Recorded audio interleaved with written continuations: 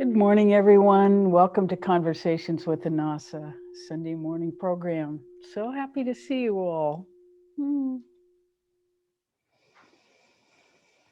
So let's start with meditation. And first of all, let's just drop everything. Say everything that's not mine, please leave. And just hold your hands out to your sides a little bit and let any negativity just drop off. So you can actually breathe and visualize that any heaviness is coming out from the center of your body, coming up the sides of your body and out your arms and dripping down and out your fingertips. So just let any negativity go. Anything that's not yours.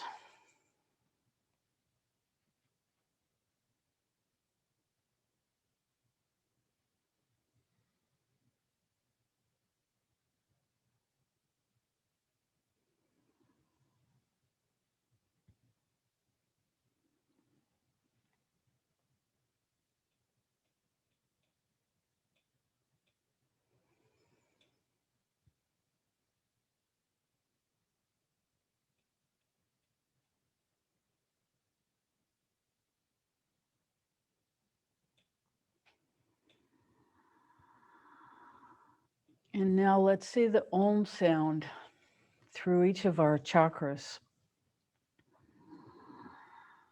starting at the bottom where our energy field touches the earth and working our way up.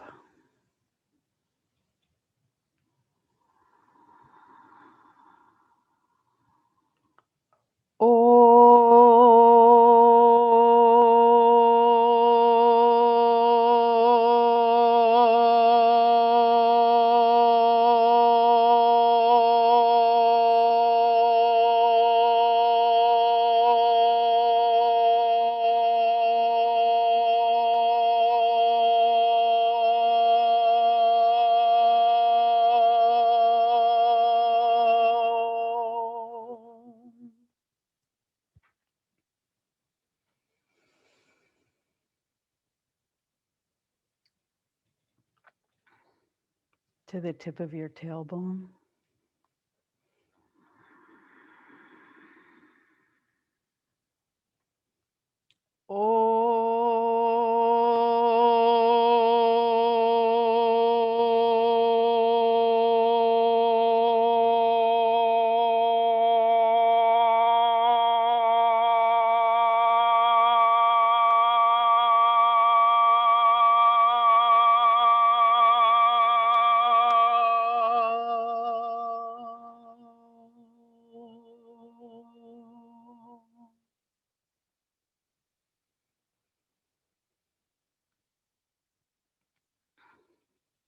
Just under your navel.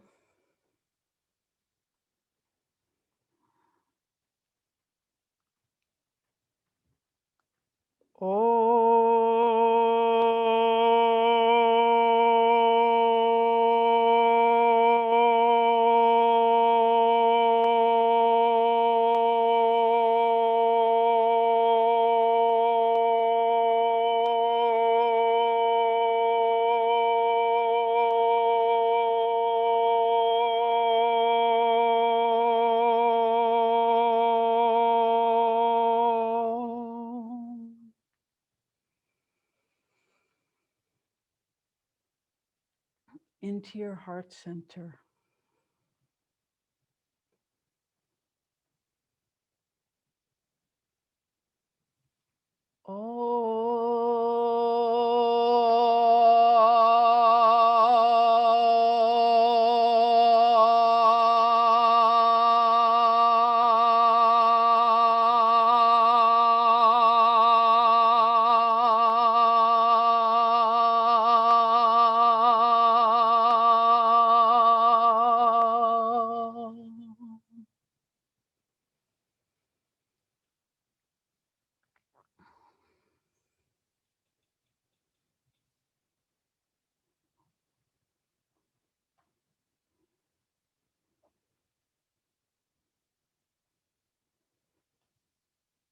into your throat center.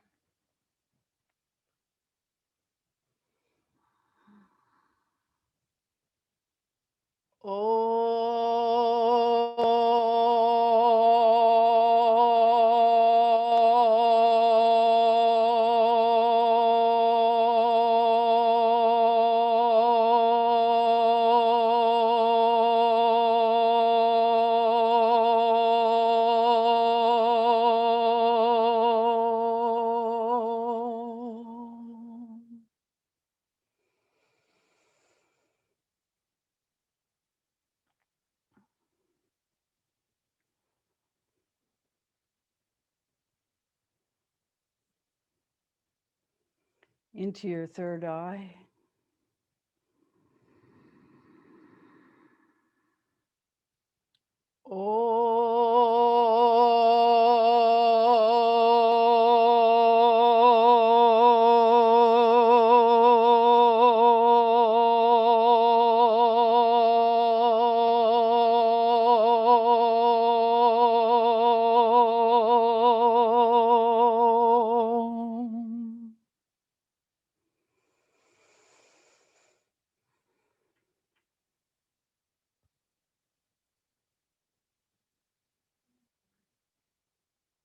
Into your crown center.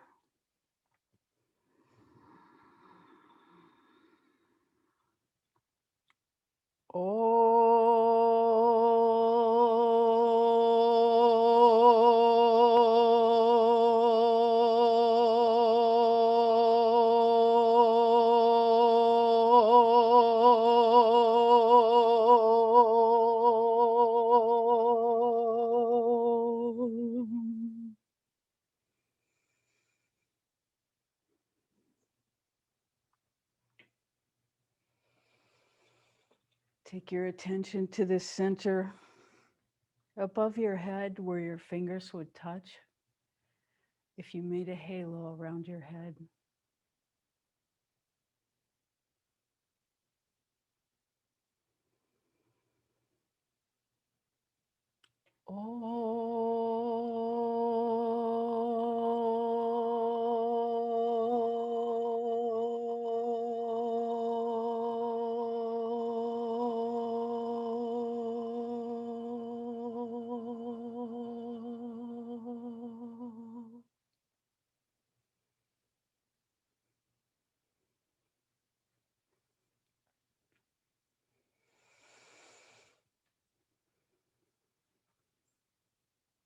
Let's sit in that energy for a few minutes.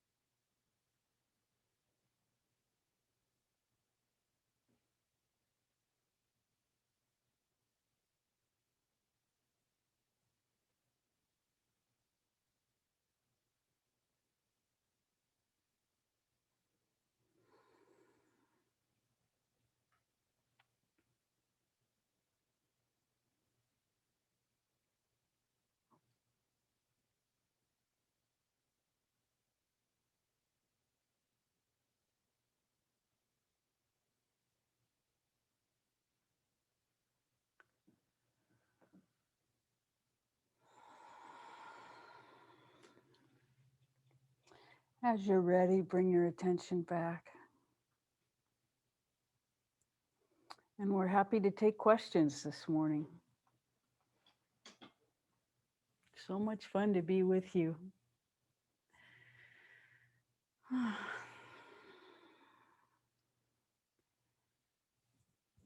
How is it for everybody as now suddenly we don't have to always wear masks and stay inside, and things are changing?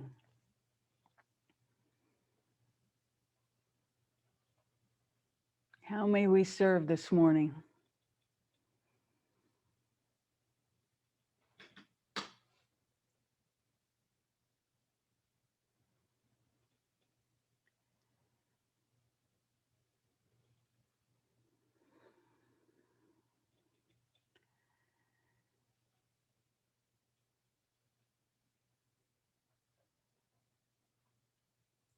Everybody's quiet.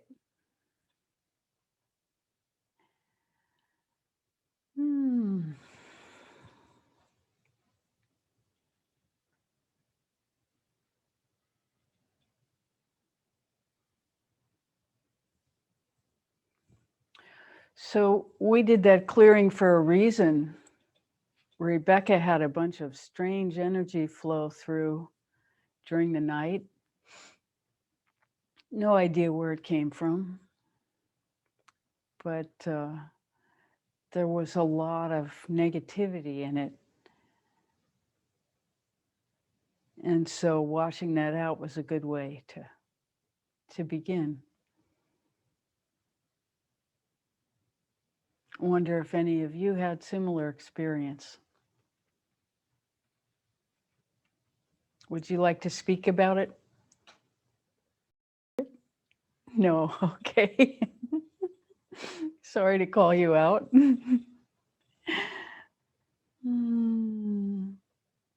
Okay.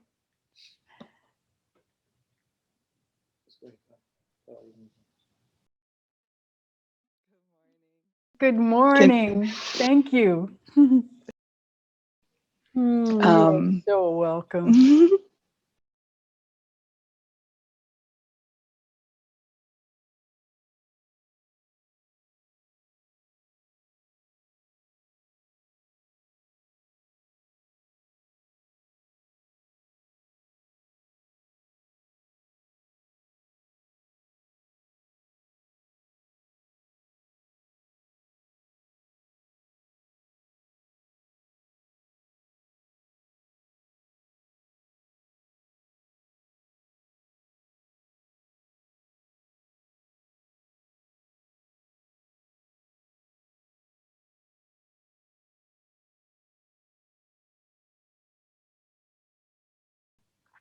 As we all are.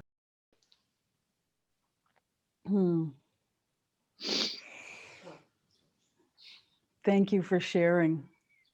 It does feel like this is a time of great release as all this new life is coming in spring and all this pent up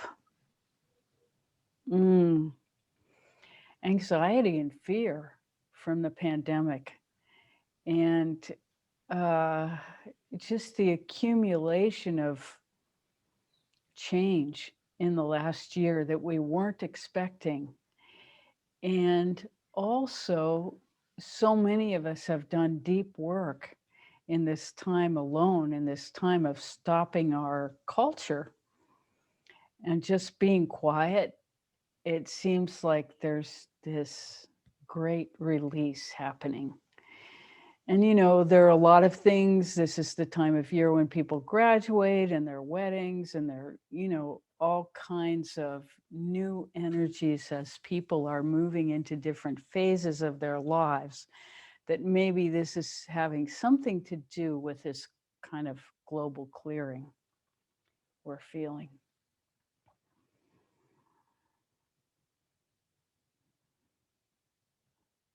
And maybe it's local, maybe it's not global. We can't exactly tell in this moment.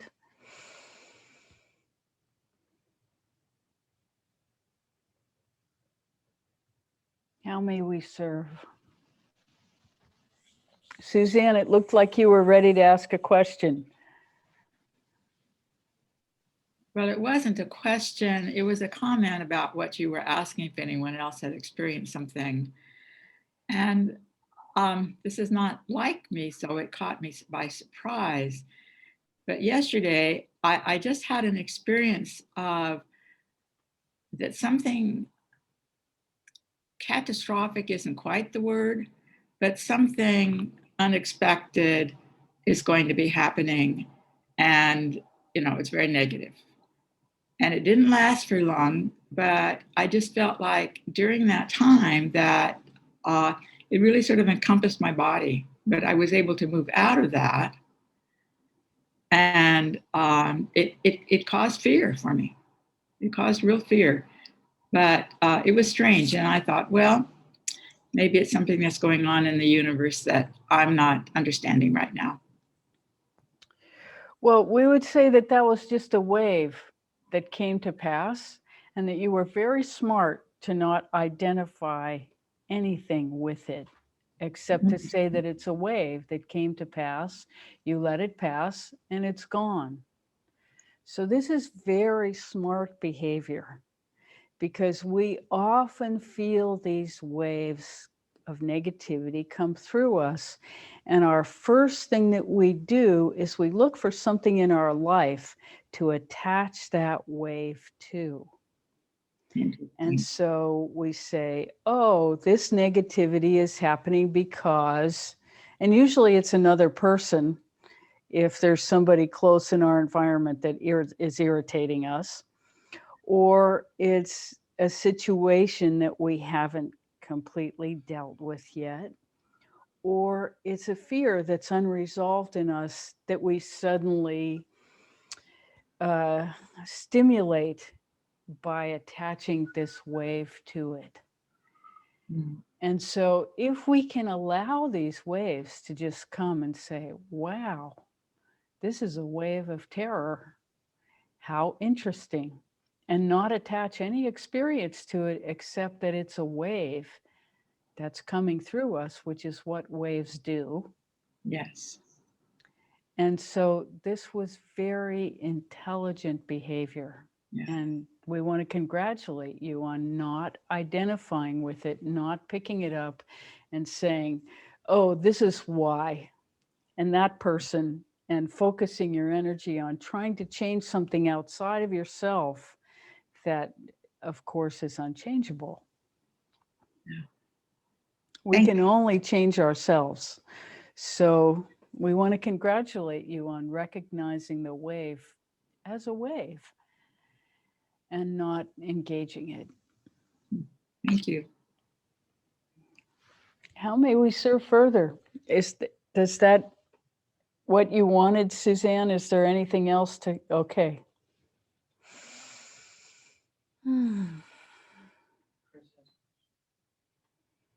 Chris. Good morning. Good morning. How are you this morning? I'm doing very well, thank you. I hope you are so too. Glad to hear it. Yeah, so my question is a little all over the place, but it's mostly about matrix of belief. And my husband and I were talking about the things that we do that we would, in our current matrix of belief would call mistakes. And I was having trouble figuring out how to say, like, we don't have to feel terrible about our mistakes. But he said, if you cause harm to someone, or if you have caused damage, that there could be, and you don't have any remorse for that, or you don't feel sorry for that. Like that doesn't seem right either. So I'm wondering if you could talk a little bit more about matrix of belief and how in our three-dimensional world we can process what we would call mistakes so that we don't internalize them, and beat ourselves up with them. But so that we respond, I guess, in an appropriate way to let it move through, or, whatever we need to do.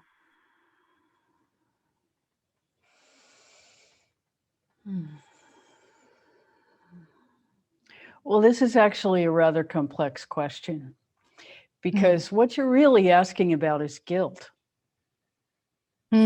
Is guilt an appropriate response to a mistake? Or to just feel sorry. I'm sorry. It seems like I'm sorry is an appropriate response. Well, I'm sorry.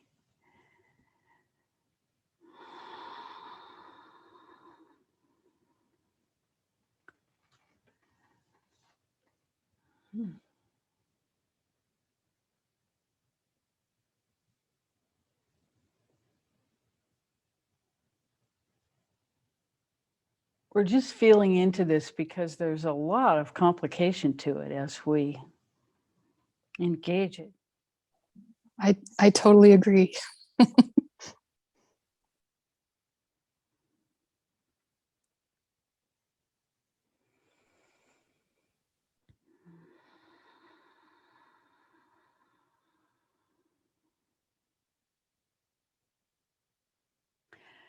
The truth is, whatever we have done,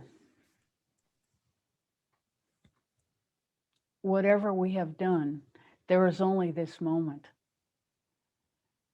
And we can only choose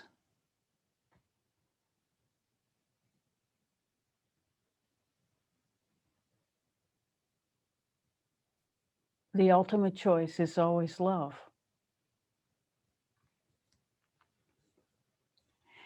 And internal punishment does not make us better.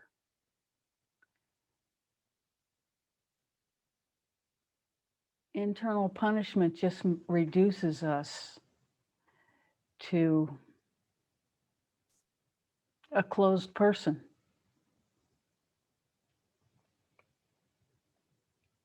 The only thing we can do in response to our mistakes is to try very hard not to repeat them.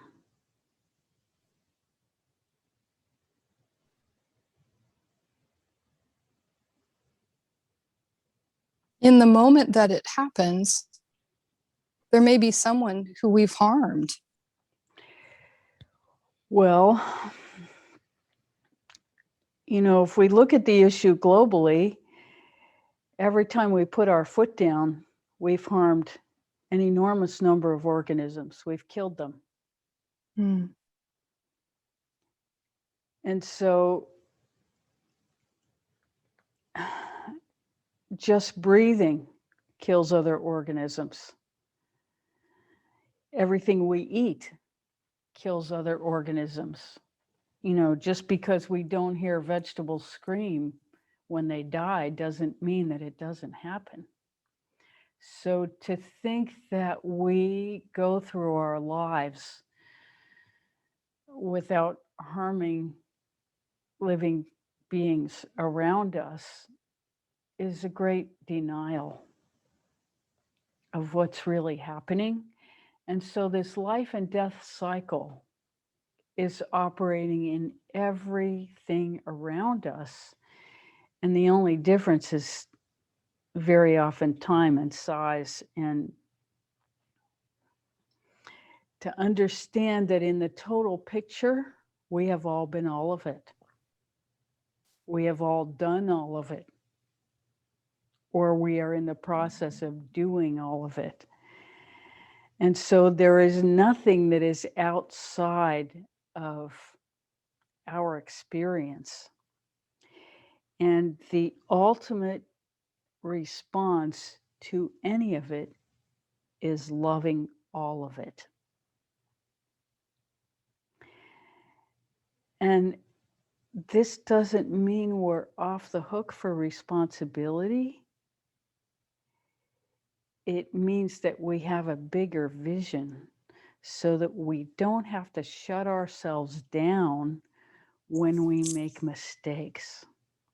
So the problem with guilt is, and blame, which are two sides of the same coin. The problem with that is that it shuts us down. And so we can't offer love to ourselves or anybody else. And that helps no one.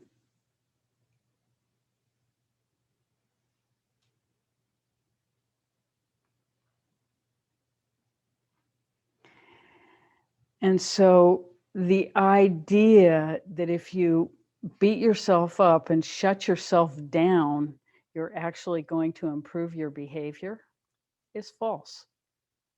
Can you see that? I can. If you beat yourself up and you shut yourself down, it's not going to help anyone.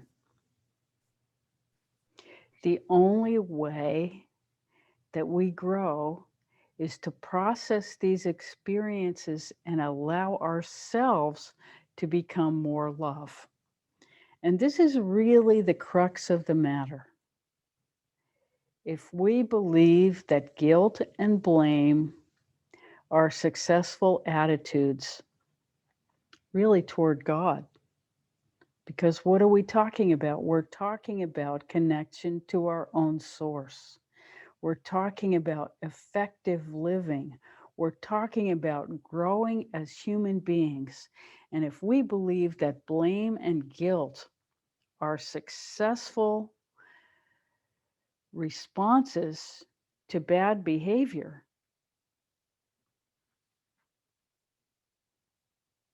then keep right on doing it.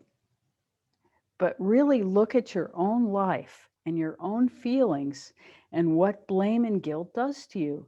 It shuts you down to love. And there is no person in this world who deserves to be shut out of love. No one. No one. And if we think about our parents and everybody that we've known, it is the very, very rare person who really wants to do harm on purpose. Vengeance is a different thing. Vengeance is confusion. But really, really, how many people have you met who really wanted to do harm? You know, the people that we think who have harmed us in our lives, most of the time, they have had good intentions, but for some reason, bad behavior took over. And usually it has to do with their response to blame and guilt that has been inflicted on them by others. So imagine if we taught our children to respond to every hurt with love.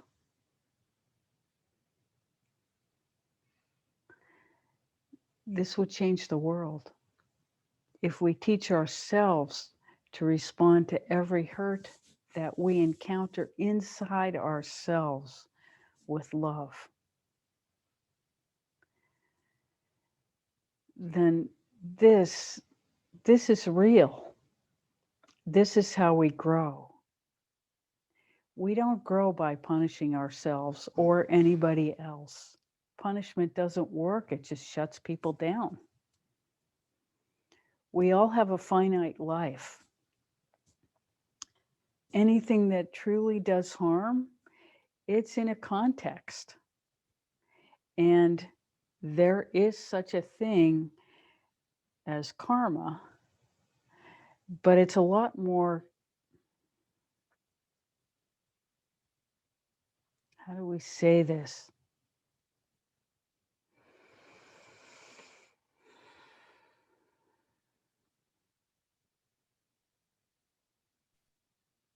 Punishment is not an effective tool. Love is. We can't be more clear than that.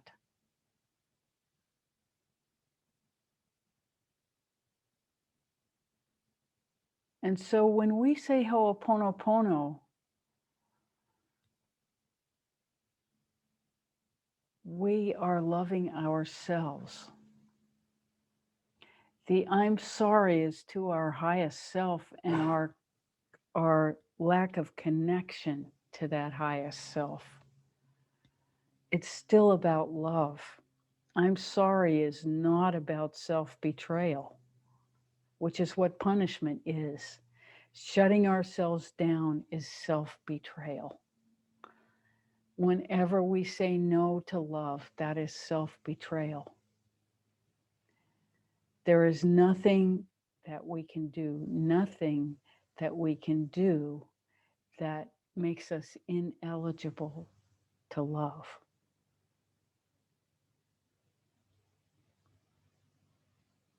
And yet we declare ourselves ineligible every time we shut down.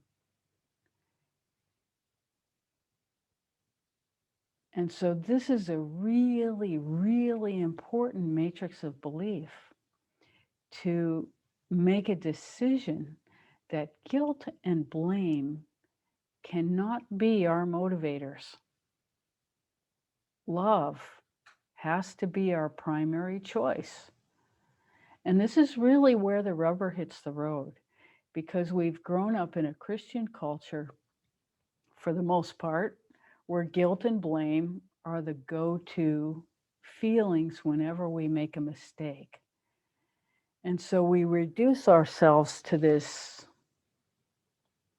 really, we can be brutal with it, just brutal to ourselves. And this is the crux of the matter.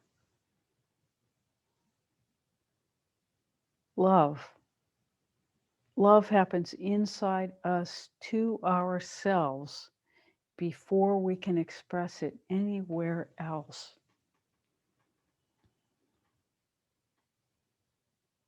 This is really our conversation. There is no one who is unworthy of love. It's what we come from and what we will return to. And we have the choice to live from that every single moment, no matter what we have done.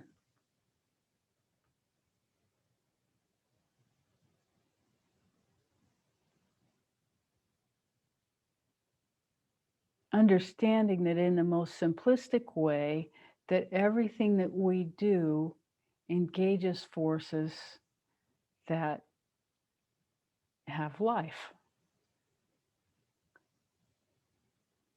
So you can think of it as behavior and vectors of force that are stimulated. But in the big picture, the only response ever is love.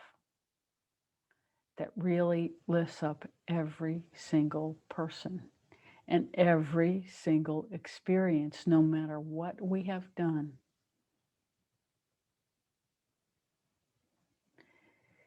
We hope that answers your question. Thank you.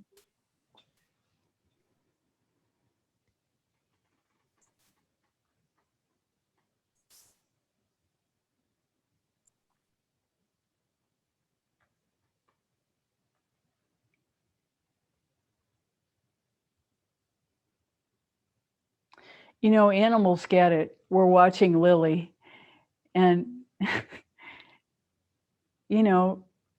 she could kill a squirrel and be totally happy. There's no Lily's a dog. and we're just watching that happiness. And it's just being who she is. And animals get that. They never lose their connection. They never collapse in a heap of despair. They never reject themselves. They never reject God, and they never reject us, no matter what we do. And as a matter of fact, they take on our negativity as a gift to us. And so when we see that, we can learn from that.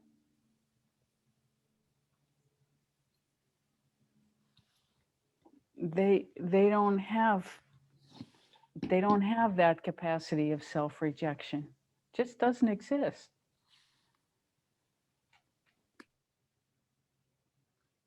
You have to be a complicated human to get that.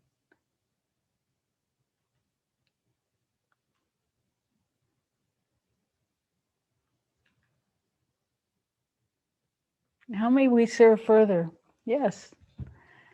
In the context of what you're talking about in terms of love, there's also this thought construct about the need to protect oneself, and then is the basis of a lot of shamanic practices, and the idea that, for whatever reason, somebody wishes you harm, it could be a curse, it could be anything, and that somehow you have to be in this defensive posture proactively, but at the same time engaged in this sort of non-judgmental, unconditional expansiveness. So I wonder if you could speak to that. So let's see if we can share that question with you. So the question is about needing to protect yourself from others who are trying to do harm, energetically, especially. So here's the thing. This idea that we need to protect ourselves comes from a context that doesn't acknowledge the power of love. If there is nothing in you to hook into about needing protection or deserving punishment, these two things actually are on an axis that's related to each other.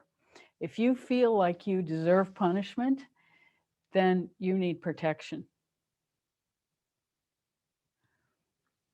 If you feel like you are pure love, what is there for anything to hook into?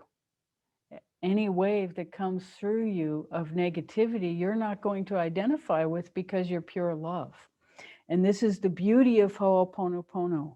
When you get afraid of being attacked energetically, this is some part of you that is yet to be resolved.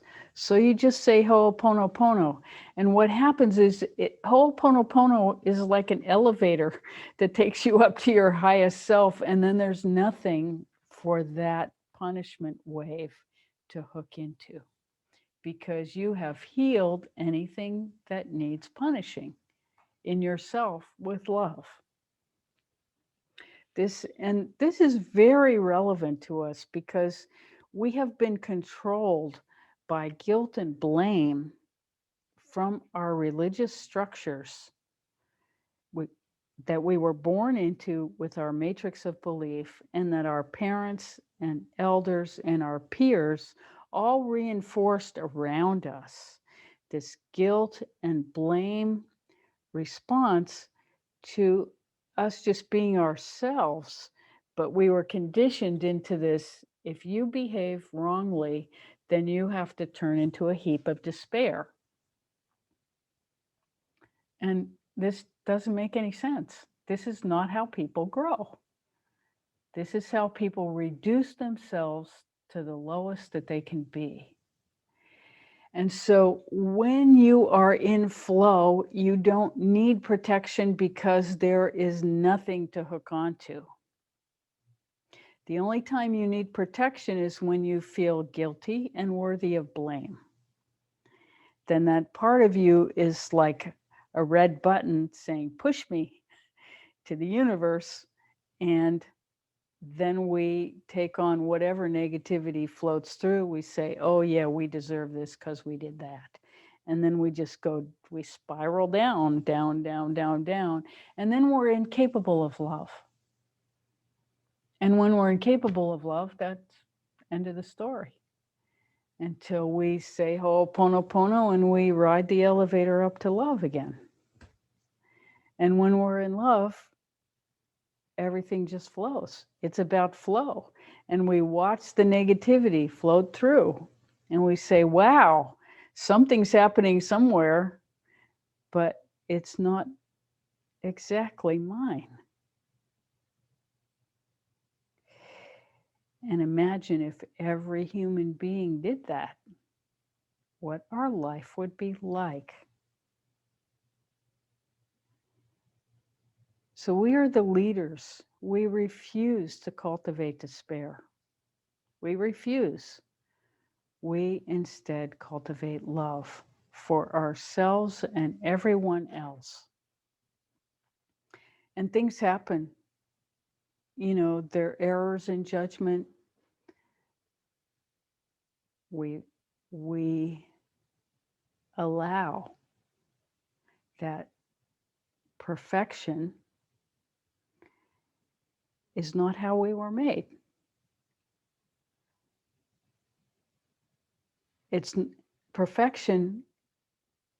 You know, if we hold ourselves to a standard of do no harm, it's impossible.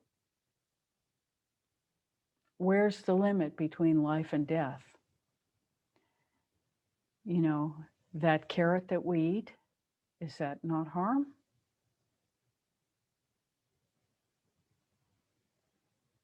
That carrot was alive. So, you know, we are life capable of love. And love means that we don't deny. We don't deny that everything around us is also alive. And we completely appreciate the cycles of life and death that we see everywhere. And we allow ourselves to be love itself, regardless of what has happened. There's no use for guilt and blame. They just don't do anything good for anybody.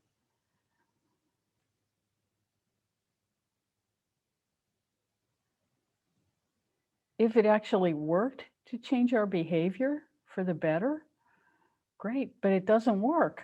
It just makes us shut down and then we can't do anything. We're completely incapacitated. It's only love. It's only love that raises us up. And so this matrix of belief is very, very harmful to humanity.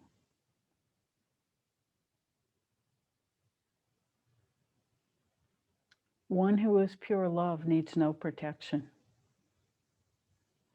One who is pure love has no fear of death because death is just more of same. Death is just expansion out of the body. Just.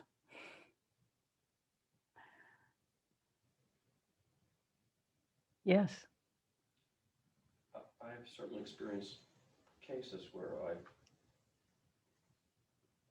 the person who's attacking is completely delusional, and I have no guilt because I absolutely didn't do it, but that in their mind, that's another. So there's a kind of thing where just me feeling okay about myself or even feeling in love is not going to prevent them from wanting to kill me. It seems, you know, because it's not a question of actually any disagreement about, you know, or Right. Fact. So here's the question. Can somebody kill you with their thoughts?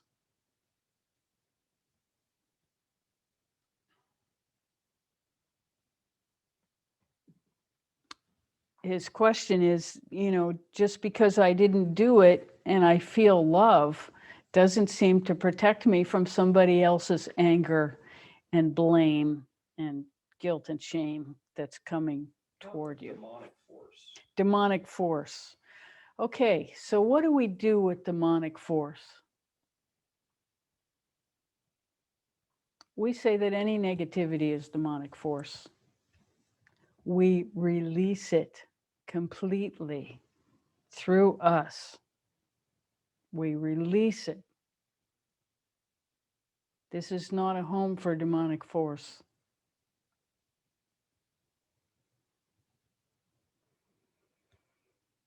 There are a few things we can do. One of the things we can do is we can put a protective bubble around ourselves. And it's like an oyster shell. It has pastels around it and it's shiny. So there's like pink and blue and green around the edge, just like an oyster shell. It's this beautiful, beautiful, pearly container that we put around ourselves that is completely permeable to love and nothing else. We can do that. And then we add one more thing. We put an energy around that shell so that anything that touches it that is below its frequency will be upgraded and sent back.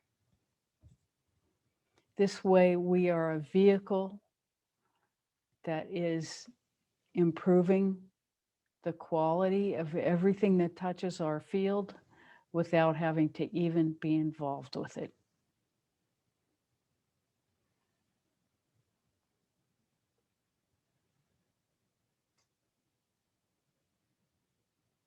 You can feel the power of being able to do that. You just encompass your own biofield with a shell that repulses anything less than its frequency after it upgrades it. Yes. Simple. If it's not simple, it's not spiritual. And understand that we all have help. If you didn't understand that, you wouldn't be in this talk. You wouldn't be here.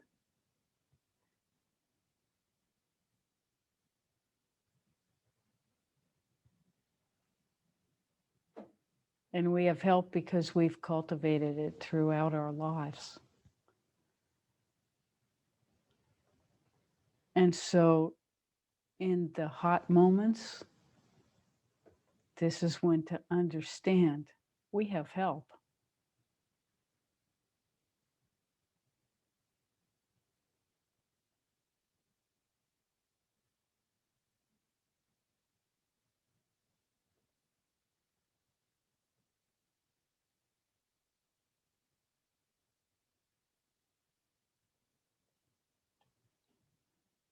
And of course, you can call on us at any time.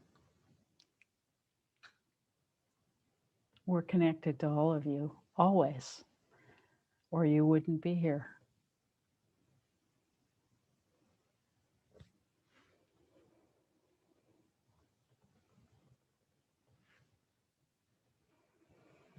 Does that answer your question?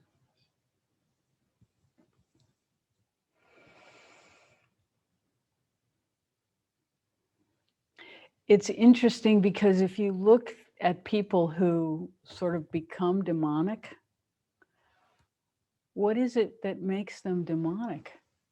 But their own self-rejection, their own guilt and blame that has become so large that they can no longer survive under the weight of it. And so their guilt turns to blame, and they blame everyone around them that they perceive as trying to harm them because they cannot take responsibility for themselves. This is what demonic is. And this is what creates demonic.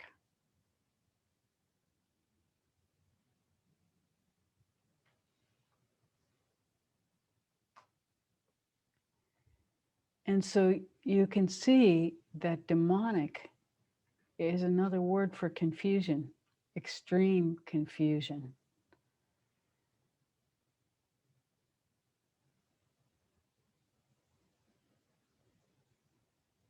And in those cases, the only way we can do any work that has any value is from the Annassa temple.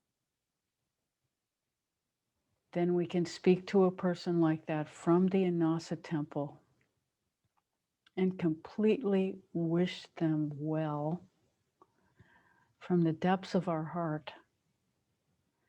And we understand that that frequency can only be helpful. And as we cultivate that more and more in ourselves, and we become more and more love in our relationship to ourselves and the whole, then there's no longer room for blame, shame, and guilt, except as it passes through us to be fleshed out.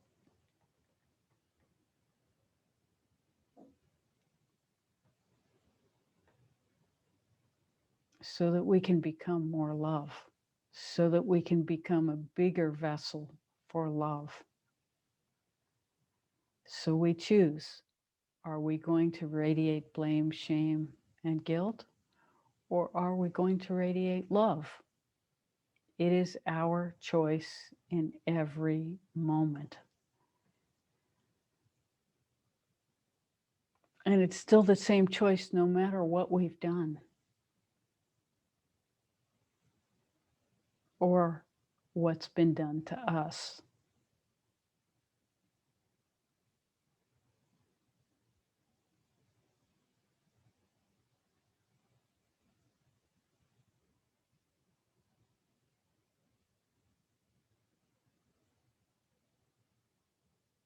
How may we serve further?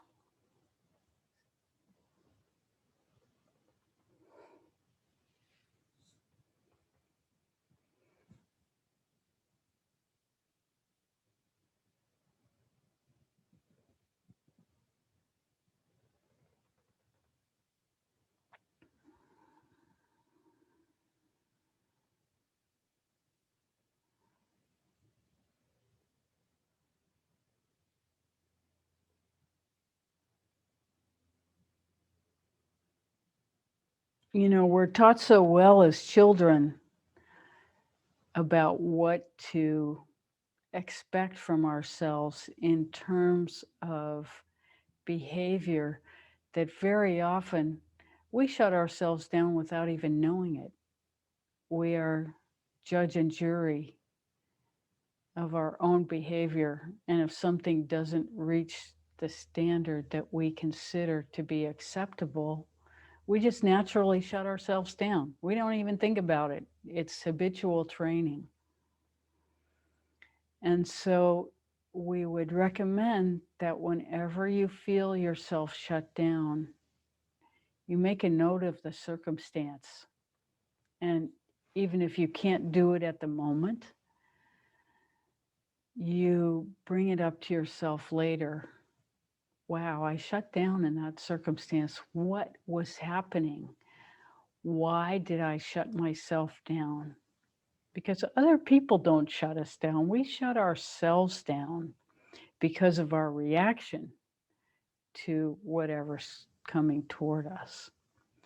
So we can always take responsibility for having shut ourselves down. And we can examine that circumstance and say, where's the flaw in my matrix of belief that I chose to punish myself in that situation? What happened? And we look at it.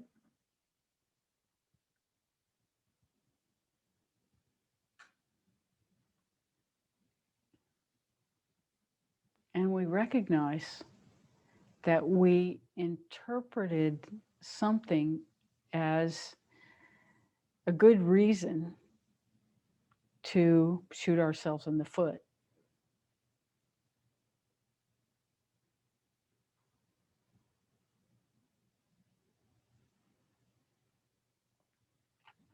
Because it's this paradoxical thing that we've been taught that if we don't do the right thing in the right moment at the right quality, then we deserve to shut down.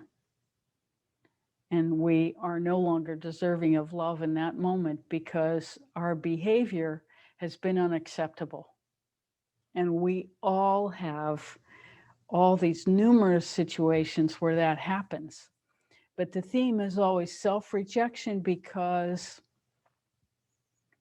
and you can fill in the blank, because we all have it slightly different depending on what our peers and elders taught us at a very young age, and it happened before language.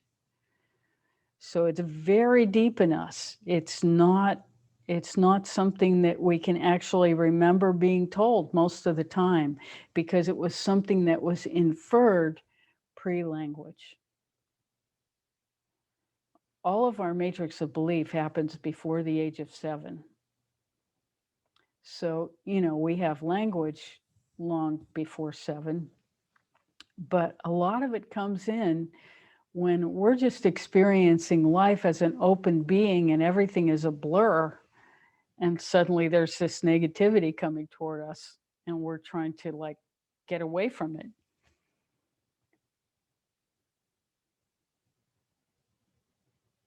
And the conclusions we reach that are beyond language, those are hard to access. But as you cultivate more and more love and you begin to get beyond language, guess what? Those things disappear because love is beyond language. And so when we become that in ourselves, then those early experiences can just fall out.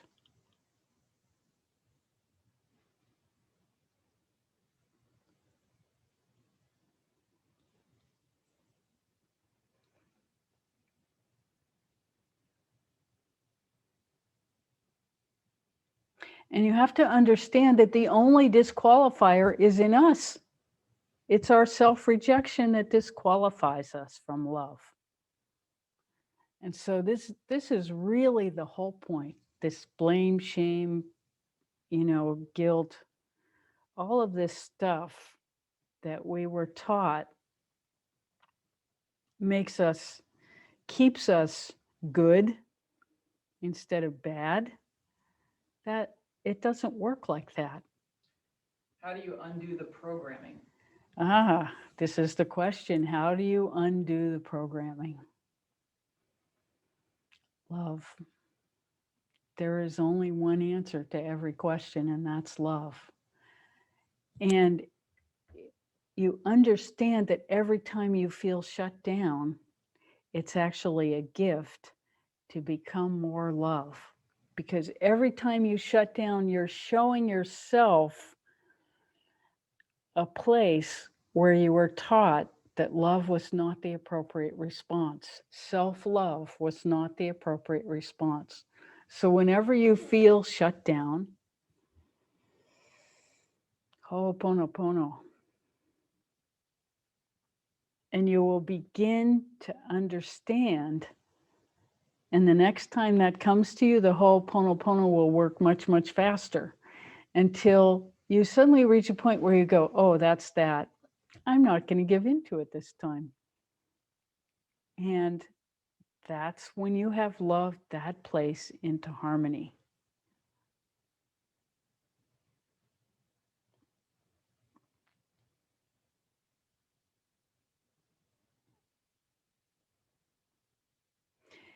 And fortunately, it's simple. It's not complicated. Every time you shut down, it means that matrix of belief won in this instance, but it's not. That's just showing you where your work is. It's not exactly failure. It's a gift from your inner saying, this is where you shut down. This is where you need to bring your love. Over here, over here. This is the place. And so it's really a gift. Every time you shut down is a gift from your inner that this is where the work is. And so when you shut down, you can say, oh, thank you, fear. You have showed me where you live. And now I can nurture you into love. This is my job, is to nurture everything that I run into love, whether it's inside me, outside me. There's no difference. Every time we shut down, it's a gift from our inner showing us where to work.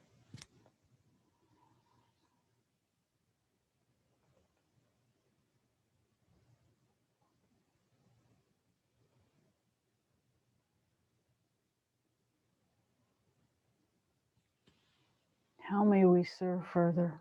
Does that answer your question, Brenda? That's a sort of. So tell us more. It's it's just going to be putting it into practice or catching it in the moment, and the matrix of belief of feeling wrong or feeling guilty, or carrying the guilt and then letting it eat you if you do something perceived by others or wrong.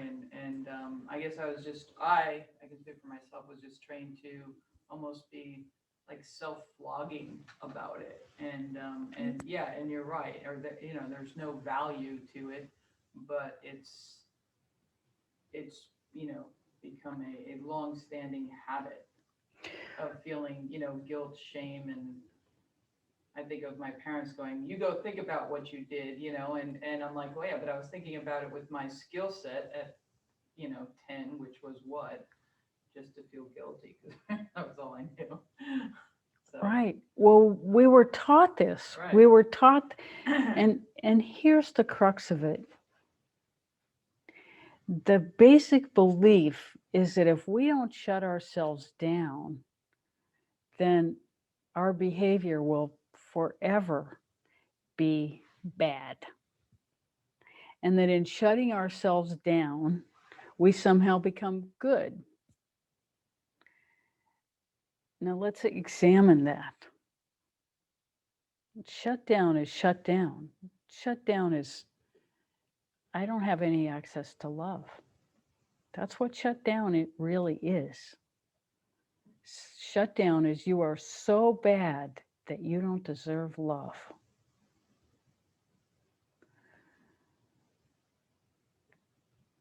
Who has that ever taught to change their behavior?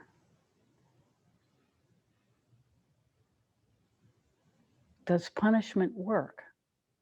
Punishment shuts us down to love. If somebody said, oh, spilled milk is spilled milk, I love you, and said, spilled milk is spilled money, you fucked up, excuse us. This is what we're taught. That's crazy. Everybody spills milk. Should you be condemned for the rest of your life? Of course not. Spilled milk is spilled milk. I love you anyway. Love has nothing to do with spilled milk. Love is what we are. Love is being human.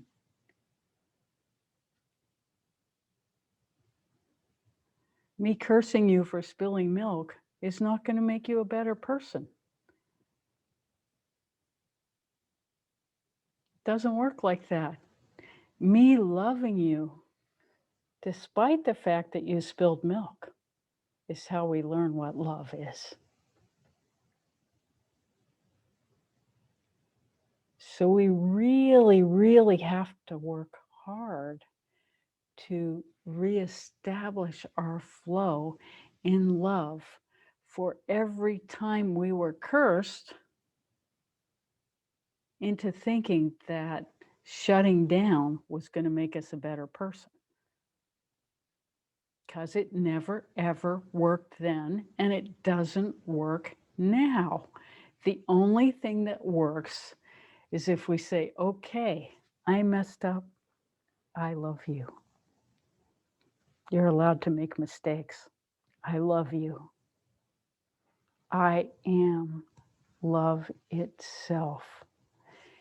And we just need to educate our inner over and over and over that blame, shame, guilt does not work. It didn't work then. It doesn't work now. It just makes everybody crazy.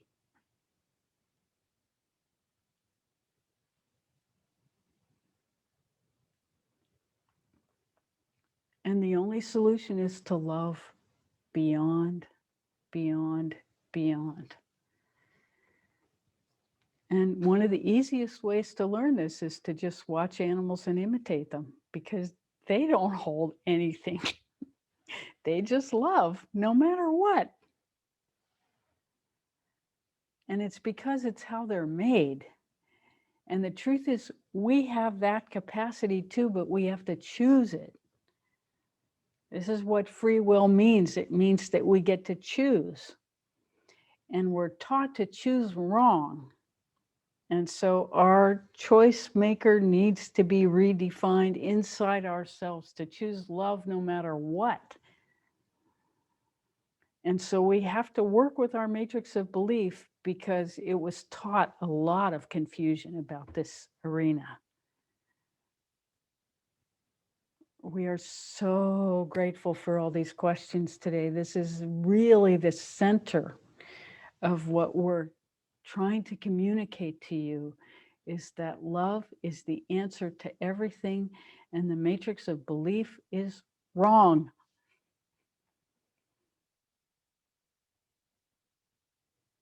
We were all taught wrong. Margaret. So it brings up a question for me of, we're talking about children, right? And, we were all children once and now we're adults and we have a greater intellectual capacity to choose the love based on whatever else is happening with that other person. But what would you say for younger people or children who are in that situation? That's their parent, their role model, and how do you stay in the love and love them without rejecting them because they're trying to implement this matrix of belief upon you? Do you understand what I'm asking? Well, it's a very tricky situation for a teacher. It's very Yeah, tricky. but for the child, how do they stay in love when this parent is blaming and shaming? And Yeah, it's impossible. It's really yeah. impossible. So all you can do is be a place of contrast where you offer love no matter what. And you hope that that helps. That's all Okay. you can do. And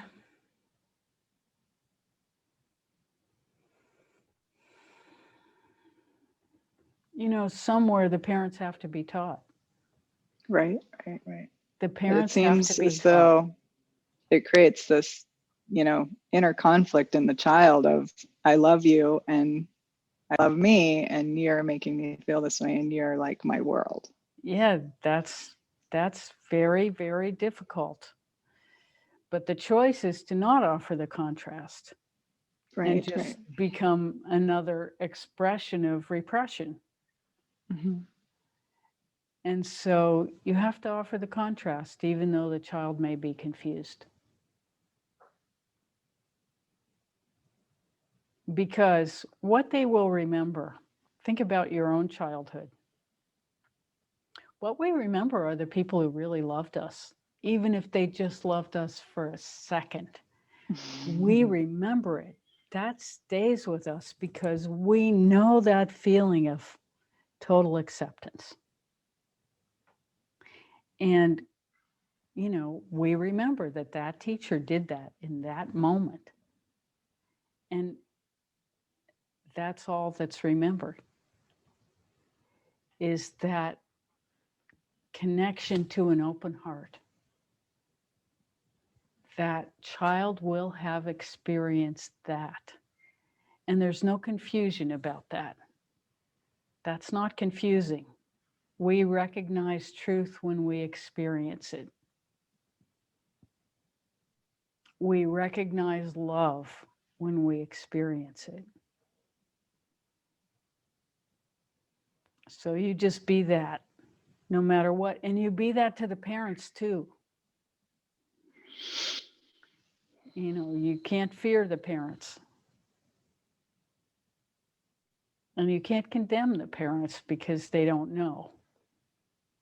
It's like expecting them to know a subject they've never studied.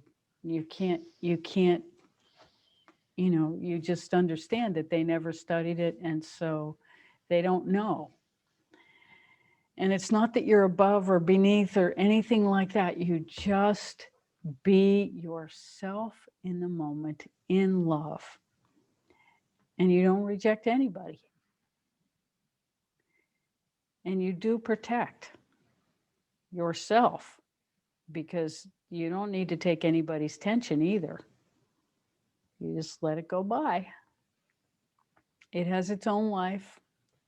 If you don't engage it, there is nothing for them to fight about.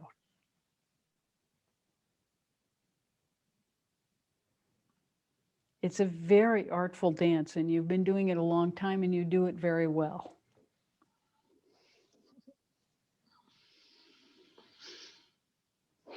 Mm-hmm. There's no need to be complicated about it. It's the complication that gets you confused. Just Yeah. stay in the love, stay in the flow. Flow, flow, flow, flow, flow. Find a place with the parent you can flow. Doesn't matter. It can be about tennis. It doesn't matter. You just find the flow wherever it is, whatever it is they love, you go to that with them. Yeah. Because I guess where my mind goes is in supporting the child to think in a different way, that you're not undermining the parent. Does that make sense? yeah, but that's way too cerebral, because all of this is happening and it's not conscious in the parents. So they're not intentionally creating this conflict in the child. Right. And you're not intentionally creating the conflict either. You concentrate on the flow, and the kid will get the flow. Right. Right. And you concentrate on the flow with the parents, and the parents will get the flow. And it doesn't matter if you talk to the parent about tennis and you talk to the kid about love. You're still love. Your Got it. flow. You find the place of flow, and you continue to feed that however you can in any circumstance, and you understand that tennis is love in that, because that's where you can flow. And so you feed the flow where you find it, not where you think it should be, and you don't have any conversation about love itself, because that's not wanted. That will just confuse everybody. So you know, you love the kid with everything you have, and you never even say the word. Yeah. Open heart. You be open heart to the parent. Never even say the word. It's about flow, and it's all about the energetic content. It's not about the words, for both the parents and the child. And as long as you stay away from the words, you can be in flow and everything will. But if you start labeling it, then everybody's going to get upset. Yes, you got it. You got it. So you just pay attention to the flow. Okay. Thank you.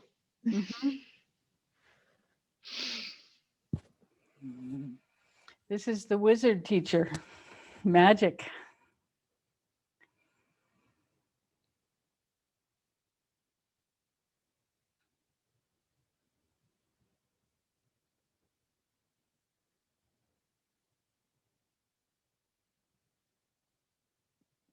How may we serve further? Oh my goodness, we just looked at the time. It's hard to believe. Time for meditation.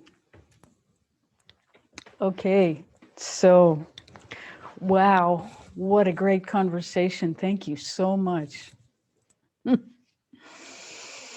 Okay, so let's take our attention inside, and we'll be doing transmission through Rebecca. So you can sit with your eyes open or closed, doesn't matter.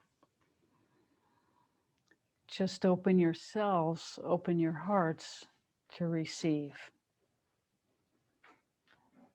So we'll broadcast until. So much love to you. So we'll let you do your own guided meditation.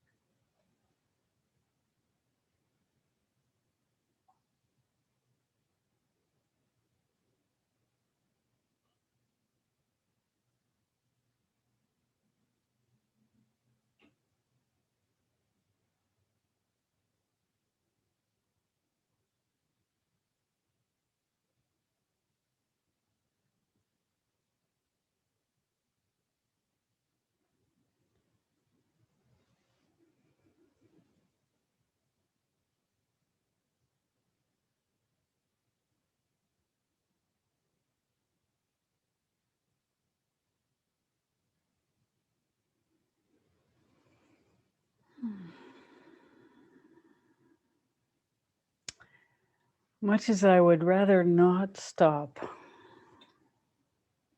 we have come to time. Thank you so much. It's been such an honor and a pleasure to be with you. So grateful.